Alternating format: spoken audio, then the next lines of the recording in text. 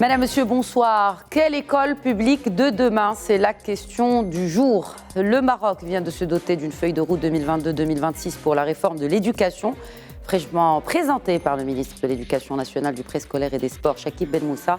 Ce modèle propose des solutions et des mesures pour améliorer la qualité de l'école publique. 3 objectifs ont été tracés. 1. Doubler à l'horizon 2026, donc le taux des élèves du primaire maîtrisant les fondamentaux. Rappelons que ce taux ne dépasse pas aujourd'hui 30% à peine. Deuxième objectif, doubler le taux des élèves bénéficiant d'activités parascolaires. Et enfin, 3, et pas des moindres, réduire la déperdition scolaire d'un tiers de manière à donner une forte impulsion à l'enseignement obligatoire. Et pour atteindre ces objectifs, eh bien, cette feuille de route s'est fixée 12 engagements qui s'articulent autour de 3 axes d'intervention stratégique: l'élève, l'enseignant et bien sûr l'établissement scolaire. Et nous en parlons ce soir en compagnie de mes invités. D'abord, et pour représenter la tutelle par Skype depuis Tétouan, Mohamed Aouej, directeur de l'Académie régionale de l'éducation et de la formation de Tanger-Tétouan Al-Husseima. Bonsoir Mohamed Aouej, merci de vous joindre à nous. Merci pour l'invitation. Et puis nous avons également avec nous 2 experts en enseignement et en qualité de l'éducation. Tout d'abord sur le plateau, professeur Mohamed Gdira, professeur à la faculté des sciences de l'éducation à l'université Mohamed V de Rabat. Bonsoir professeur Gdira. Bonsoir madame, merci pour l'invitation. Merci à vous de l'accepter. Et également avec nous un autre expert, également président de l'association marocaine pour l'amélioration de la qualité de l'enseignement, la MAKEN. Bonsoir Abdnasser Naji, merci de vous joindre à nous depuis Marrakech. Bonsoir Khadija Ihsan et merci pour l'invitation. Alors comme le veut la tradition un peu dans cette émission d'actualité, on commence par d'abord planter le décor et contextualiser l'actualité. Il y a ces chiffres qui ont été annoncés par le ministre. 77% des élèves du primaire sont incapables de lire un texte en arabe de 80 mots. 70% ne savent pas lire un texte en français composé d'à peine 15 mots. Messieurs, alors on parle ici d'une moyenne où on peut considérer cela, enfin c'est assez disparate. Quelles sont aujourd'hui les régions où vraiment ces taux-là sont les plus accentués? Je commencerai peut-être par vous, Mohamed Aouej, en tant que directeur de l'Académie régionale de l'éducation et de la formation de la région Tanger-Tétouan Al-Husseima. Oui, de cas de lieu, il y a énormément de chiffres qui convergent vers un manque d'acquisition ou bien un seuil de maîtrise des compétences et des apprentissages fondamentaux qui est très faible, à savoir qu'il dit 30% uniquement des élèves qui maîtrisent les apprentissages fondamentaux à la fin du primaire, uniquement 10% au niveau du collège, et en même temps un taux d'abandon, je dirais, alarmant, puisqu'il s'agit de plus de 300 000 élèves qui quittent le système public. Donc le constat de la maîtrise des compétences et de perdition est vraiment en deçà des attentes. Ça, c'est au niveau de l'état des lieux. Et en même temps, au niveau du contexte, il faut carrément mettre l'accent sur le fait qu'au niveau stratégique, les objectifs cadrent bien avec la vision stratégique et la loi cadre, mais la feuille de route s'appuie en même temps sur le nouveau modèle de développement et en même temps sur les résultats de concertation pour pouvoir répondre à ces 3 objectifs stratégiques que vous venez de citer. Donc, si on entre dans les détails par la maîtrise par discipline, la maîtrise, je dirais, par matière, et dans les chiffres, bien sûr, il y a des disparités entre régions, entre milieux, entre couches sociales, mais grosso modo, au niveau des déperditions, c'est plus un phénomène rural et un phénomène qui touche plus le collégial que le primaire et le secondaire. Oui, alors on reviendra certainement sur le décrochage scolaire. Ce sera un commentaire, professeur Gdira. Pourquoi en sommes-nous ici aujourd'hui? Un constat quand même alarmant. C'est bien, on dresse un état des lieux qui est très pragmatique. Oui. 30%, moins de 30% des élèves sont capables aujourd'hui de lire un texte en arabe. Écoutez, c'est la conséquence de tout je dirais, un problème et un ensemble de problèmes. Ça veut dire que par le passé, on n'a rien fait. Voilà, c'est clair. Aboutir à des résultats, il ne faut pas épiloguer sur cette question-là. Les résultats parlent d'eux-mêmes et tout simplement, ça veut dire on était quelque part dans une embrouille. Hein. On a investi pour récolter, on a investi énormément pour récolter, je dirais, un fruit pareil. Alors, c'est intéressant de dire on a investi. Vous parlez d'investir, en termes d'investissement, on a investi beaucoup d'argent. On a investi beaucoup d'argent. Oui. On a investi dans les constructions, c'est-à-dire les écoles. On a 11 investi 472 établissements que compte le Royaume. Oui, tout à fait. Et ça, c'est très peu. Hein, il faut le dire. C'est très peu. Mais c'est un investissement. Alors, retour sur investissement, c'est quoi? Ce sont ces résultats. Ça veut dire que par le passé, et ça je l'ai dit sur ici dans ce plateau, par le passé, et on a gardé la même équipe, malheureusement. Par le passé, ce sont des gens qui ont travaillé. Je ne dis pas qu'ils sont incompétents. Je dis qu'il n'y a pas de performance. Et par conséquent, lorsqu'il n'y a pas de performance, il faut chercher le problème. Il peut être dans le capital humain, dans l'argent, et pour moi, l'argent existe. Hein, ce n'est pas un problème, c'est une question d'optimisation des dépenses. Ça aussi, c'est un facteur. Il y a un autre facteur, c'est la cohésion des équipes qui travaillent. Et puis, il y a un problème majeur, c'est que la durée moyenne des ministres est d'1 année et 4 mois. Donc, ce n'est pas possible, avec, je dirais, cet intervalle de temps, d'avoir des résultats plus probants ou plus performants, etc. Donc, il y a un problème par le passé et on essaye tant bien que mal d'avancer, mais vous savez, nous sommes dans une mégastructure, dans une mégastructure qui est très lourde, qui est fastidieuse, hein, qui nécessite du morcellement. Mais est-ce que c'est pas... On va venir peut-être que... Est-ce qu'on retrouve ce morcellement et cette approche différente dans cette nouvelle feuille de route? Mais avant, je vais poser une question au sujet de l'origine de ce mal qui est vécu aujourd'hui dans l'école publique marocaine. Vous, en tant que président de l'Association marocaine pour l'amélioration de la qualité de l'enseignement, Abdel Nasser Naji, est-ce à cause d'une mauvaise gouvernance? Oui. Est-ce à cause d'une mauvaise qualité de l'enseignant ou l'enseignante qui, justement, donne des cours dans ces écoles publiques? Est-ce à cause de la vétusté de l'endroit qui accueille ces élèves? Est-ce à cause des parents qui ne sont pas assez impliqués dans l'éducation de leurs enfants? Quel est l'ingrédient qui pèse le plus dans cette équation, qui donne ces résultats catastrophiques? Bon, le problème, il est multidimensionnel. Il y a plusieurs dimensions qui participent à la crise d'apprentissage qu'on a aujourd'hui. Et bien sûr, aujourd'hui, nous avons la conviction qu'il faut changer cette situation alarmante. Alors le problème, à mon avis, l'origine principale de ce problème, c'est dans la gouvernance.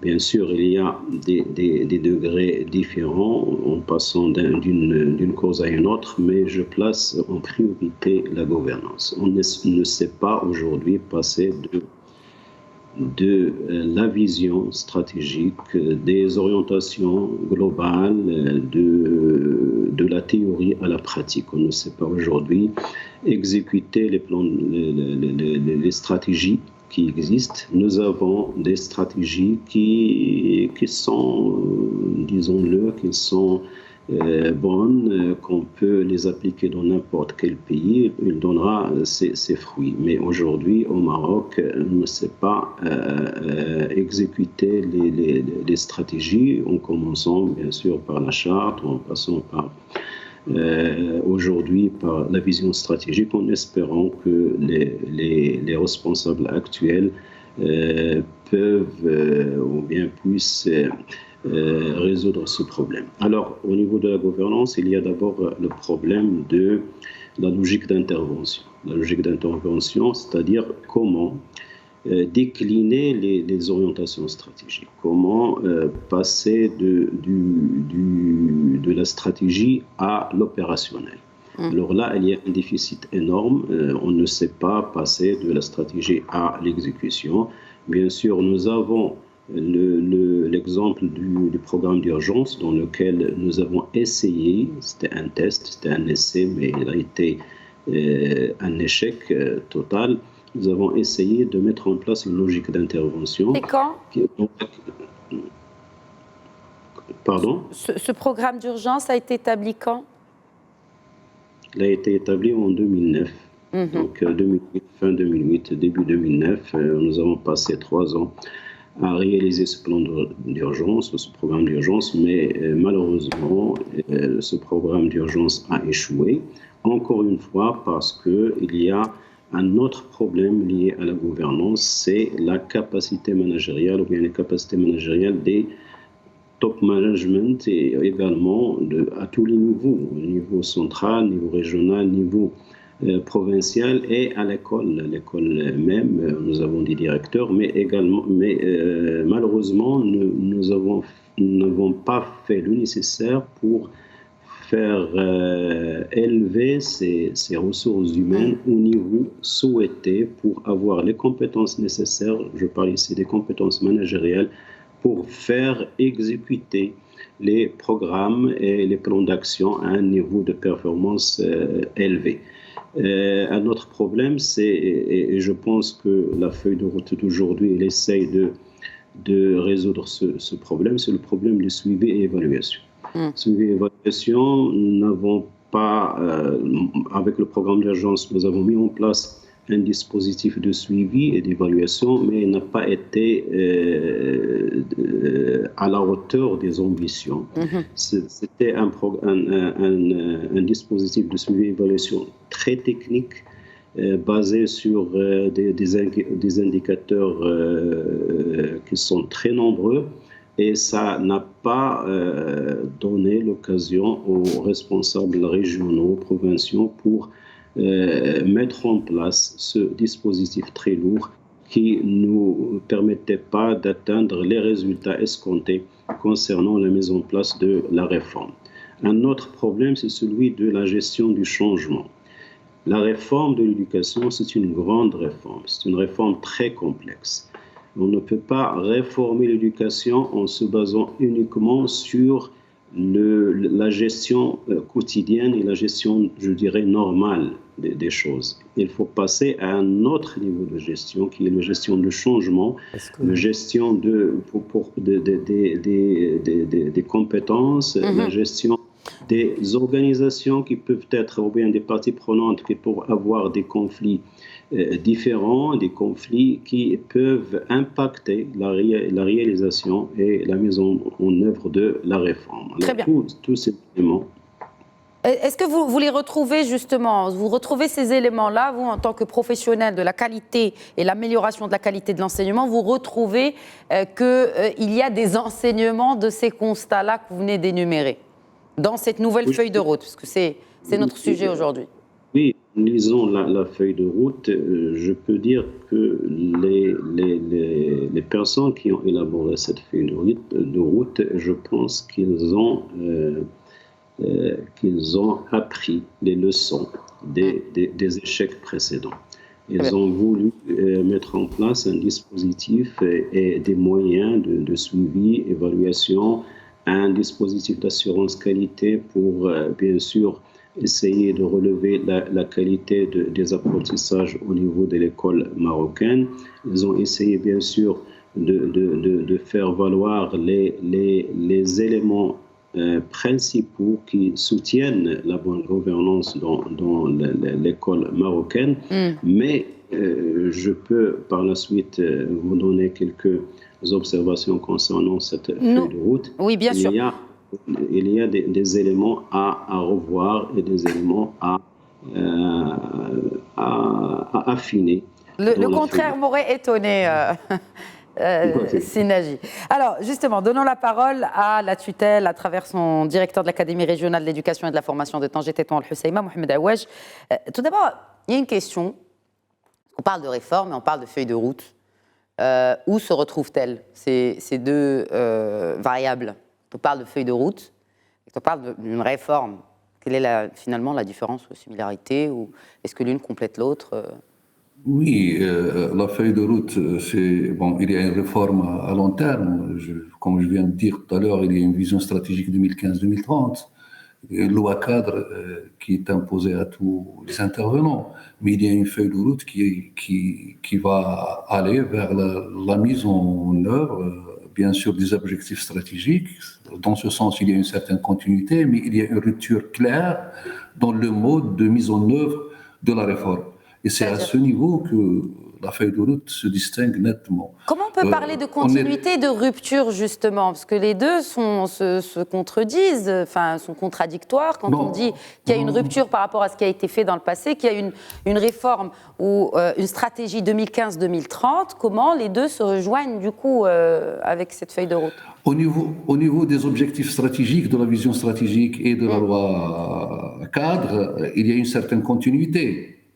C'est pas ça la rupture. La rupture, c'est dans le mode de mise en œuvre, dans la conduite de changement. Et à ce niveau, il y a une rupture vraiment très, très déclarée, dans le sens où on n'était plus dans une logique s'appuyant sur les procédures et en même temps sur les moyens, mais maintenant, on est plus vers la qualité, vers la mesure d'impact, vers une approche de mise en œuvre qui est systémique, qui exige que tous les engagements et les sous-engagements ne feront objet d'extension qu'après expérimentation et vérification de l'impact. Et quand on parle impact, on dit bien l'impact sur la classe, c'est-à-dire le seuil de maîtrise des élèves, et en même temps sur l'établissement.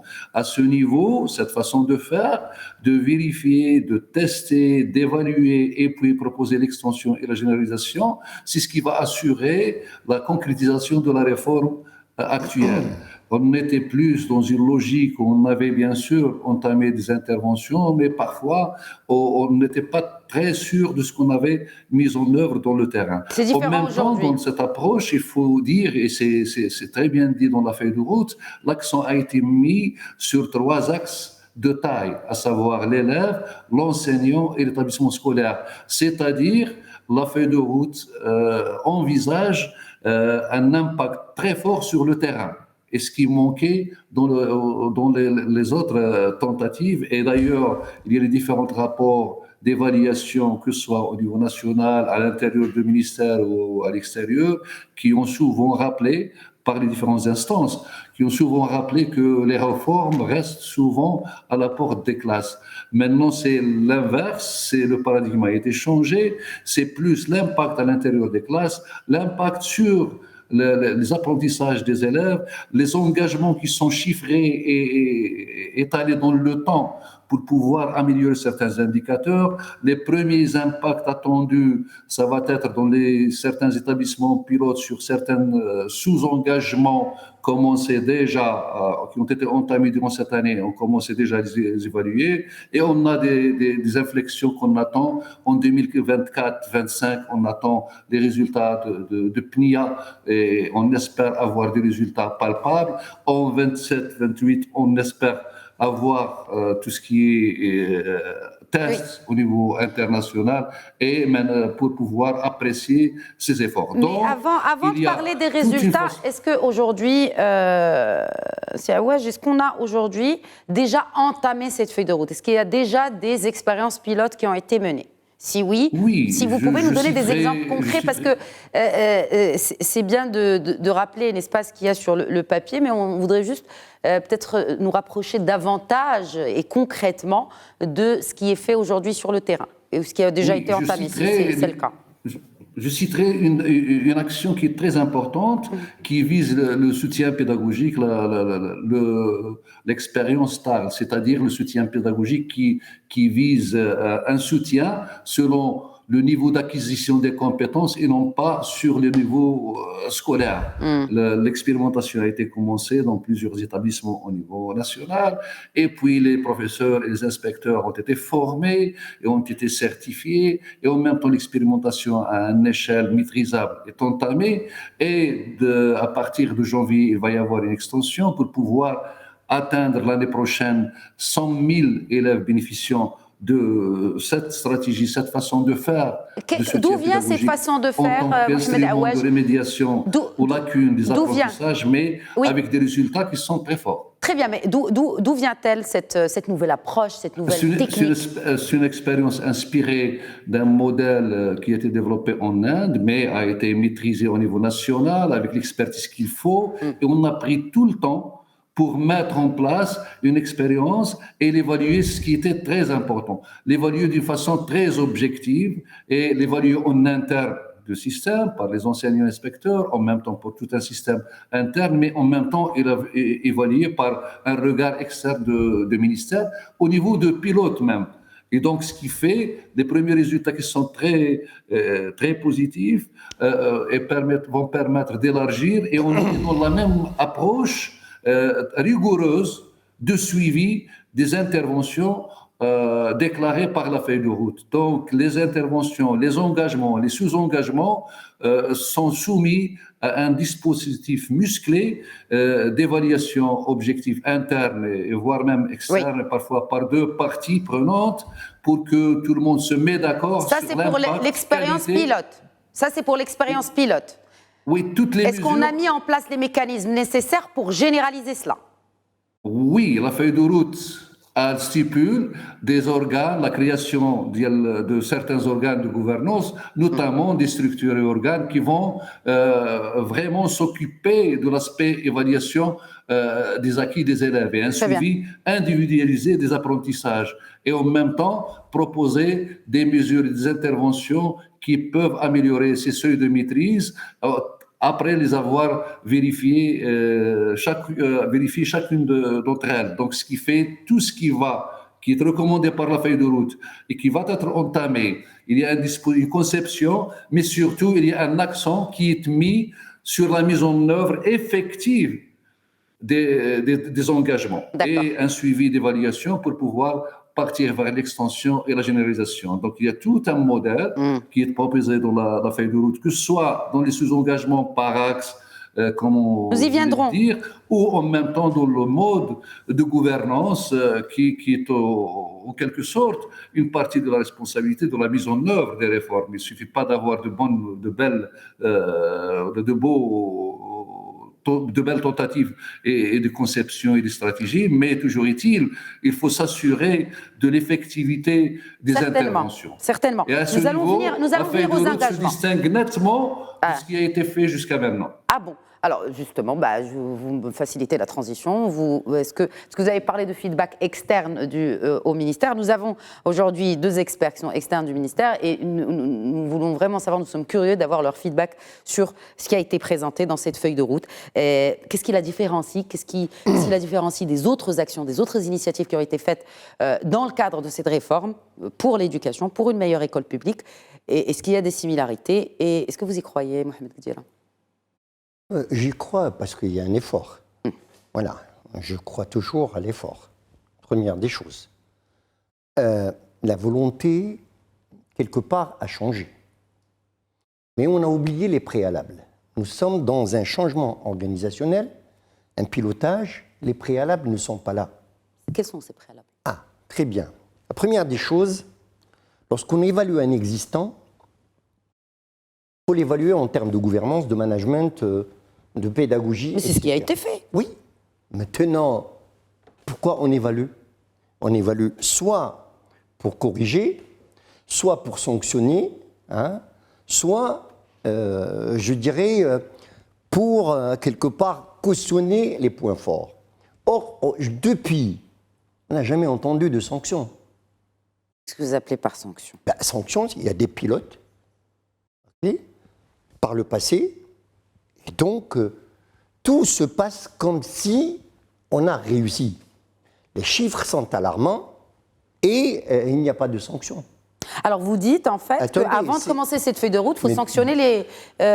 écoutez, on parle de confiance. Les fonctionnaires? Mais pas les fonctionnaires, il y a des responsables. Il y a des gens qui ont piloté un plan d'urgence, ils ont piloté quelque chose et on est arrivé à, je dirais, ces chiffres. Attendez, lorsque je parle des prérequis ou des préalables, il n'y a pas que ça. Il y a d'autres éléments. Parce que la sanction, c'est pas par amour pour la sanction, c'est de donner l'exemple. C'est la reddition des comptes. Écoutez, et c'est la gouvernance, c'est le noyau de la gouvernance. Et puis, moi je constate que le niveau d'abstraction des pilotes qui ont déjà conduit des changements est très bas. Ça, c'est mon constat personnel. D'accord ? Donc on fait table rase sur ce qui a été fait et on propose quelque chose de nouveau. Ben oui, parce que pour redonner cette confiance aux gens, au peuple, aux professeurs, etc., il faut faire quelque chose. Il faut créer la secousse dans le système. C'est là le grand problème. D'accord. Donc on passe d'un élément à un autre, et puis il faut utiliser la coercition. Il faut utiliser la coercition envers ces acteurs irresponsables. Parce qu'on va rabâcher, on va tourner en rond. Vous savez, je vais utiliser une métaphore. Moi, j'ai l'impression d'avoir un merlan qui mord sa queue, qui tourne en rond et qui croit qu'elle est dans une dynamique. C'est là le grand problème, madame. Donc, cette dynamique apparente qui sécrète des résultats médiocres, c'est qu'on n'était pas dans la dynamique. Alors, on n'a jamais, et ça il faut le dire, on n'a jamais fait une évaluation de la cohésion des acteurs. Et ça, c'est problématique. Nous avons des acteurs partout. Est-ce que ces acteurs forment une équipe homogène? Ou est-ce qu'il y a des tiraillements? Ou est-ce qu'il y a des problèmes? Vous savez, lorsqu'on veut élaborer une feuille de route, il faut d'abord énumérer de façon ex-ante, d'accord, les goulots d'étranglement et les risques. Ça n'existe pas. Dans cette feuille de route. Dans cette feuille de route. Autre élément. C'est la responsabilité de l'État C'est pas de l'État, de faire une cohésion de tous les acteurs. L'État, c'est nous. C'est le gouvernement. C'est ça. Oui, nous sommes une composante de l'État. C'est le gouvernement. Mais est-ce que c'est le rôle du gouvernement de mettre en place cette cohésion dont vous parlez, de tous les acteurs? Mais il y a un ministre, madame, de l'Éducation nationale. C'est lui le responsable de la cohésion. C'est pas à nous. Nous sommes des acteurs. On peut y participer, contribuer, donner de l'élan. Il n'y a aucun problème. Mais les conditions de réussite, normalement, ils les ont citées dans la feuille de route. Ils parlent de gouvernance. Et moi, je dis il y a une erreur sémantique terrible, parce qu'il y a une incompréhension de ce que c'est que la gouvernance. Je suis professeur de gouvernance depuis plus de 25 ans. Lorsque je vois la gouvernance dans ce texte, je me suis dit, j'ai rien étudié, j'ai rien appris. Il y a des gens... Alors justement, parce que la gouvernance, juste pour rappel pour nos téléspectateurs, ça fait partie des 3 conditions pour obtenir les objectifs. Oui. Il s'agit d'instaurer, je cite, une gouvernance basée sur l'impact et la responsabilité liée à un mécanisme garantissant la qualité.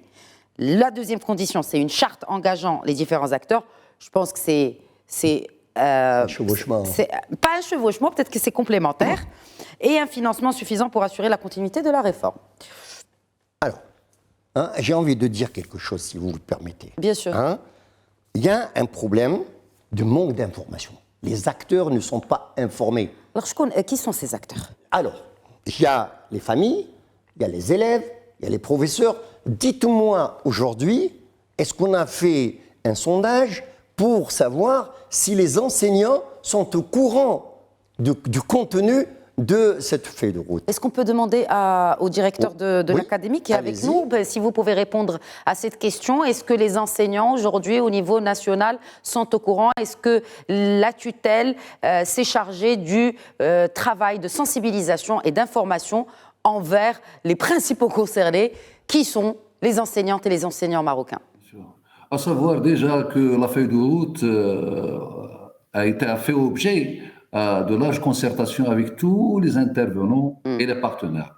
Plus de 100 000 intervenants qui ont été invités à des modes de concertation à travers des ateliers de fiction pour les élèves ou des focus group avec les enseignants et puis avec les parents d'élèves, les collectivités locales, les syndicats, les autorités au niveau territorial, provincial, régional, les chefs de services extérieurs. Tout le monde a eu l'occasion de donner pas uniquement être informé de la feuille du projet au départ de la feuille de route, mais donner son point de vue sur des propositions qui ont été prises en considération dans la feuille de route officielle qui a été présentée. Donc vous assurez, Mohamed Aouaj, que les près de 257 000 enseignants aujourd'hui sont au courant.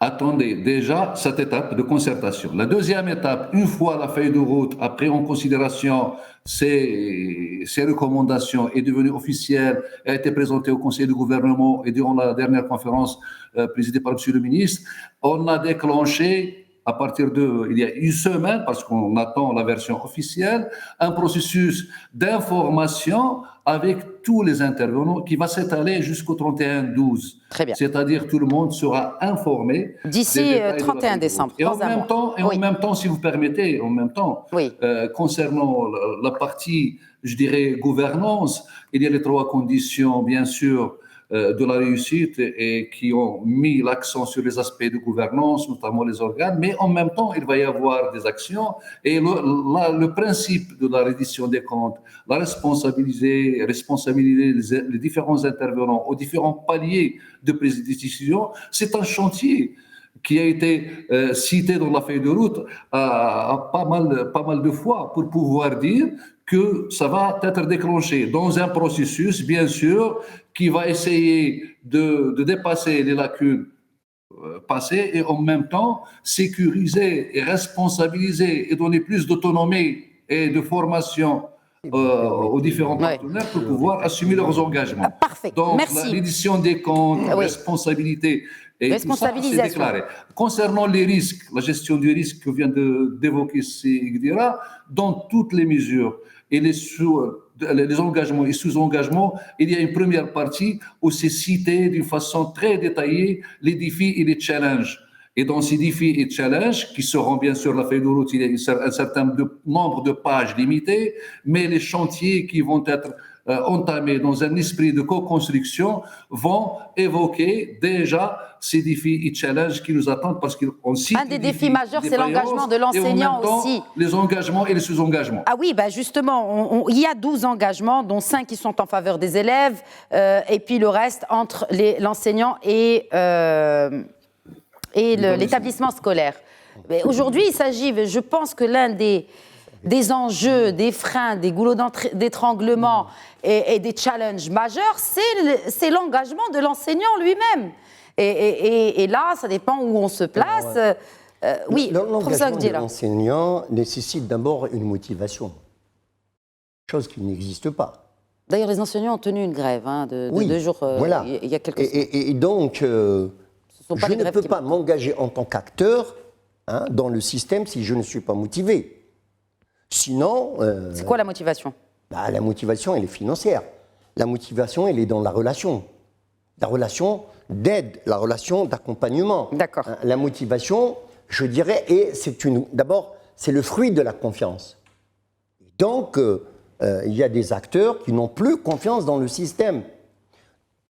On a rabâché, on a répété les erreurs, etc. Et on veut un engagement. Vous savez, je vais vous dire une chose, madame. Lorsque nous sommes dans la conduite du changement, il y a deux choses, rapidement. D'abord, soit qu'on crée un comité de pilotage externe, soit qu'on donne aux acteurs du système de piloter. Or, il s'avère que les acteurs du système sont l'avocat du système. Non, mais ils ont des devoirs aussi. Écoutez, je veux bien qu'on s'engage pour l'enseignant, mais l'enseignant doit s'engager aussi. Oui, mais il doit s'engager, il faut le motiver. OK. Voilà, il faut le... Non, attendez, s'il vous plaît. Lorsqu'on responsabilise l'équipe fonctionnelle du système, il faut soit la motiver... Donc c'est une question soit la pécuniaire. Sanctionner. Bien sûr. Très bien. Alors, voilà. on va peut-être... Il n'y a pas que ça. Oui. Il y a d'autres éléments. Pour une équité, parce qu'il s'agit aussi d'équité territoriale, et on va certainement en parler, il ne nous reste pas beaucoup de temps. Abnasser Naji, vous avez parlé tout à l'heure de la conduite du changement, ce que vous venez d'évoquer, Mohamed Gdira. qu'il y a des goulots d'étranglement dans cette conduite du changement que vous avez énuméré, gouvernance, logique d'intervention, l'opérationnalisation des stratégies. Et vous avez dit que vous aviez quelques remarques là-dessus. Donc, je vous laisse peut-être développer ces points par rapport à ce grand changement qui s'annonce avec cette feuille de route 2022-2026. Et notamment sur le point de la gouvernance. Parce que de la gouvernance, on l'entend un peu partout. Et c'est l'un des challenges majeurs dans tous les secteurs dans tous les départements de notre gouvernement. Et pas que. Oui, parce que c'est le talon d'Achille de chaque réforme. Aujourd'hui, cette feuille de route, on peut dire que d'abord, elle opérationnalise la vision stratégique 2015-2030. Il a essayé d'être fidèle à la loi cadre 1751, mais il a oublié des éléments qui sont clés, que je considère comme des éléments clés dans la loi cadre. Ces éléments, ils doivent être opérationnalisés dans les réformes actuelles. Alors, parmi ces éléments, je peux parler, par exemple, des dispositifs qui ont été instaurés par la loi cadre comme étant des éléments nécessaires à la réforme. Quand nous parlons de la réforme ou bien la révision des curricula, on ne peut pas se passer de parler du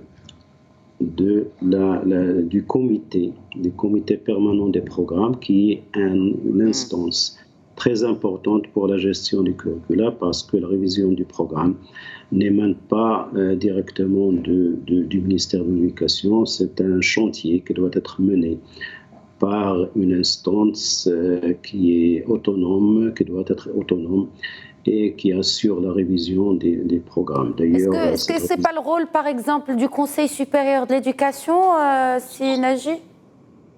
Non. Je pose une question très objective et peut-être même un peu naïve. On a un conseil qui est quand même indépendant. Est-ce que ce n'est pas son rôle, justement, de... Il donne un avis. Il a un rôle stratégique. C'est stratégique, les curricula.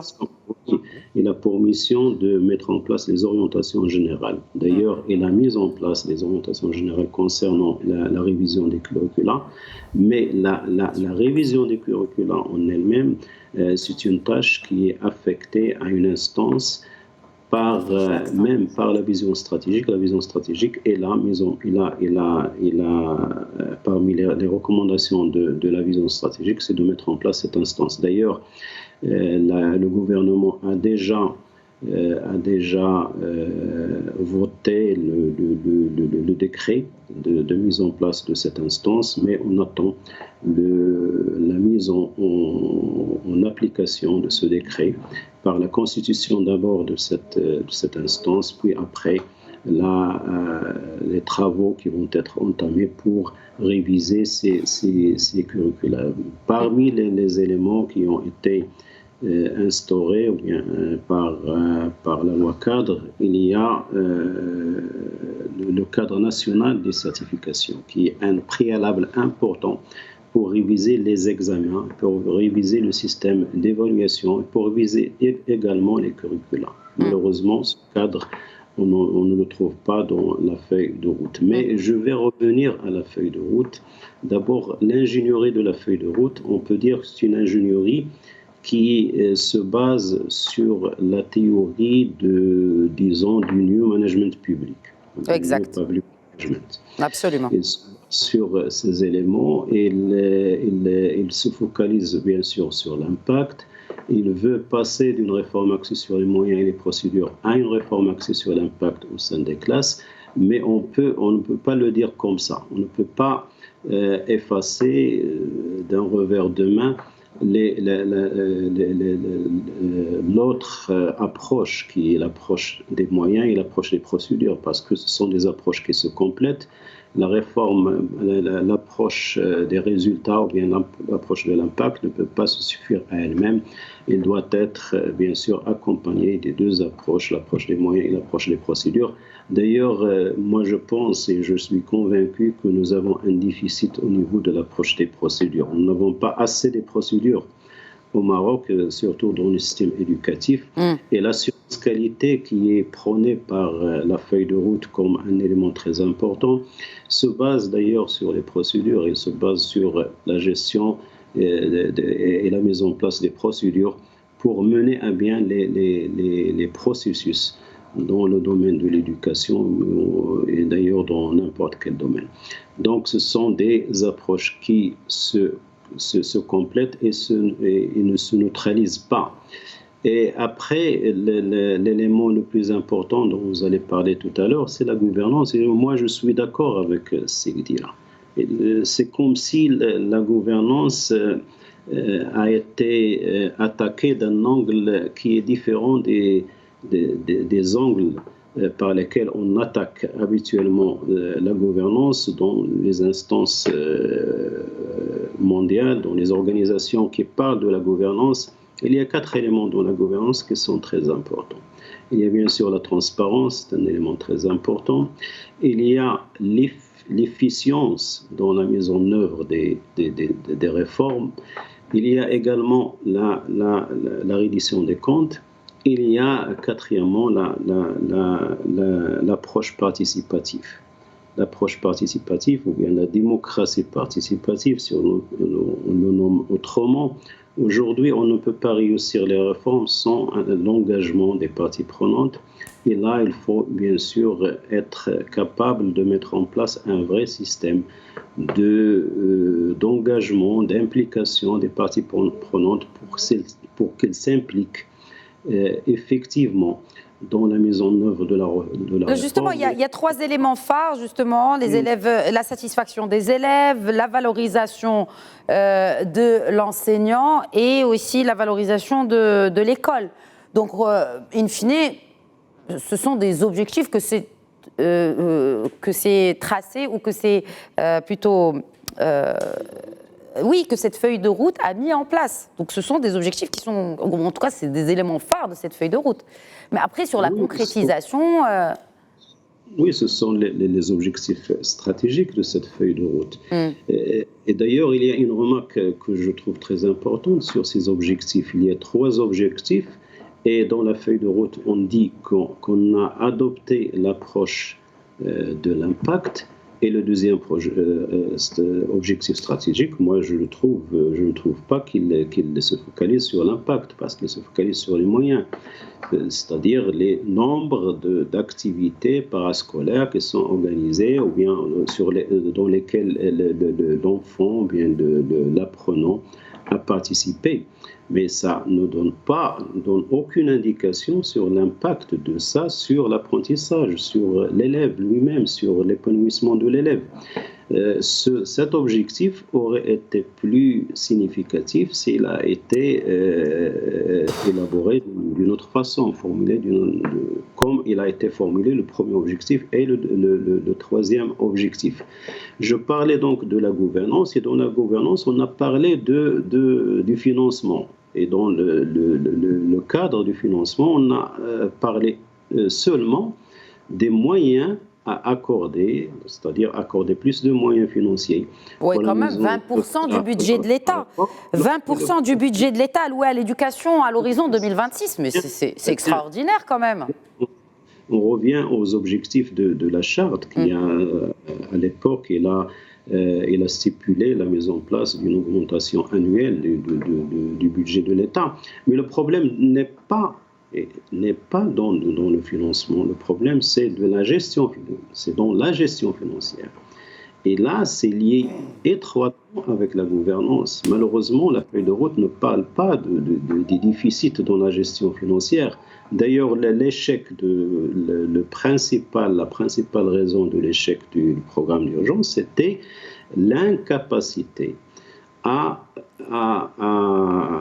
dépenser le budget alloué au programme d'urgence. Dans le programme d'urgence, nous avions 43 milliards et on a dépensé seulement 25 milliards, ce qui veut dire que le taux de dépense, le taux d'exécution du budget était très faible. Et ça, c'est un problème très important auquel il faut bien sûr donner plus d'attention et ne pas se focaliser uniquement sur le financement. Il y a d'autres remarques qui concernent la feuille de route du ministère de l'Éducation.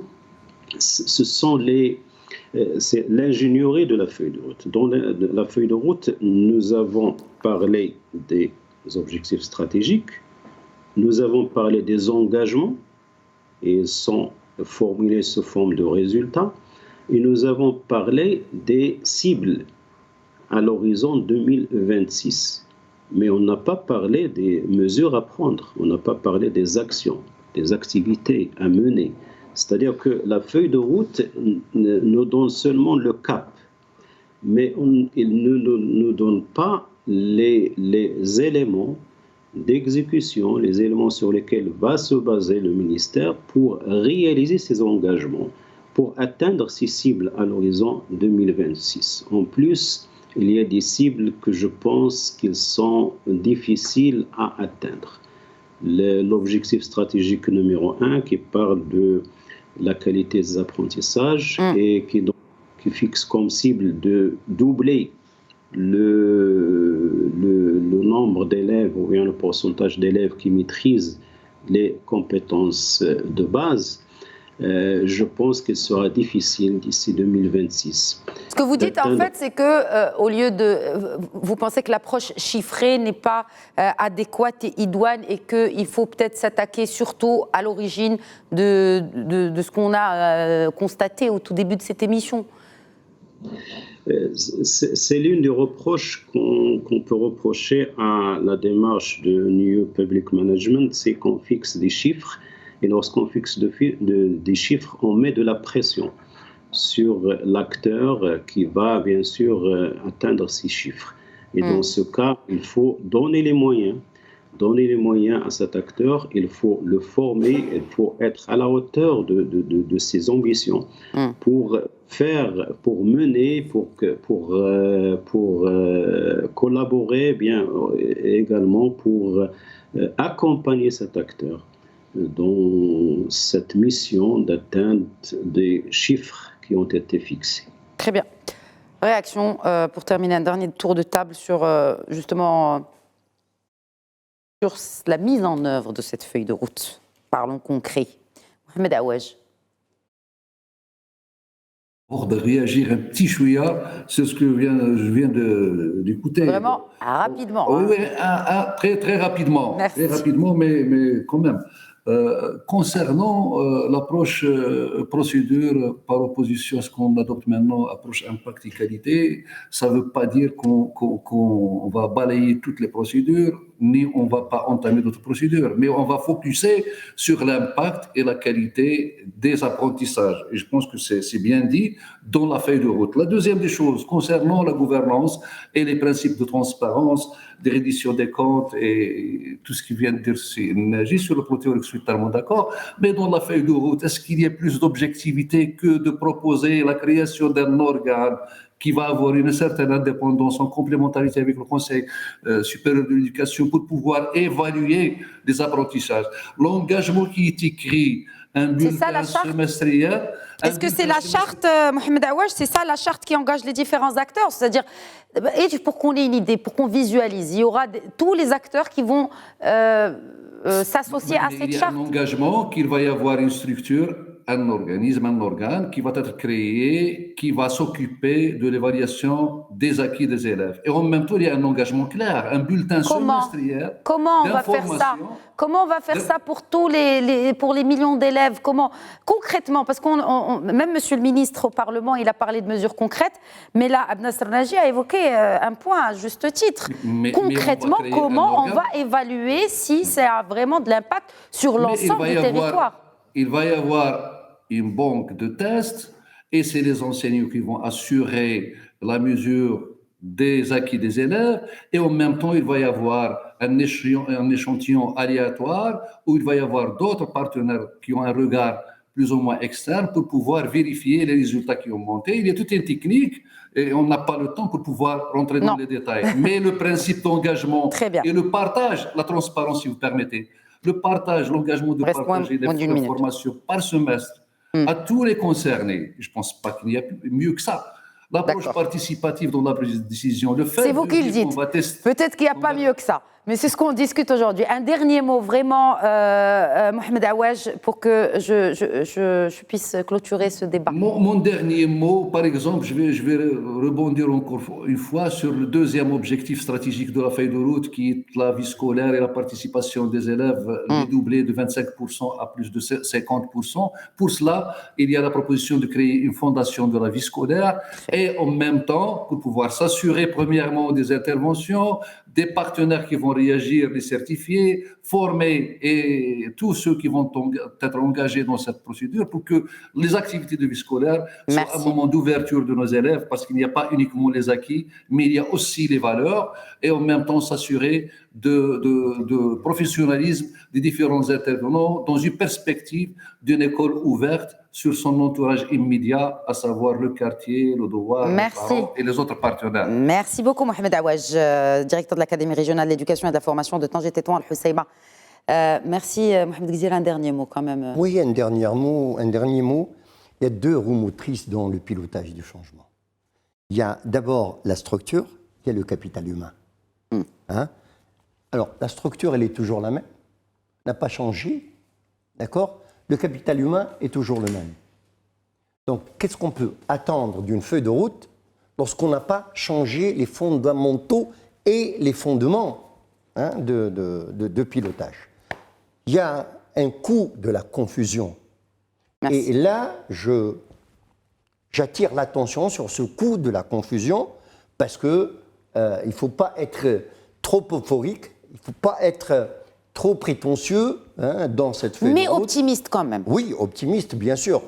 La preuve, c'est qu'on est là en train de débattre. Absolument. C'est l'optimisme qui nous pousse à venir débattre avec les collègues pour aller de l'avant. Et c'était un débat très constructif et de la critique vraiment constructive. C'est le but même de cette émission. Bien sûr, en plus d'analyser les sujets d'actualité. Professeur Mohamed Ghezira, merci beaucoup. Merci à vous. J'espère retrouver le même tour de table pour peut-être faire une mini-évaluation, même si ce n'est pas notre rôle, mais faire le point peut-être dans quelques mois. Merci à vous également, Abdel Nasser Naji, président de la MACEN, de l'Association marocaine pour l'amélioration de la qualité de l'enseignement. Merci. Merci. Et merci à vous, chers téléspectateurs, pour votre fidélité à Questions d'Actu. Très bonne soirée.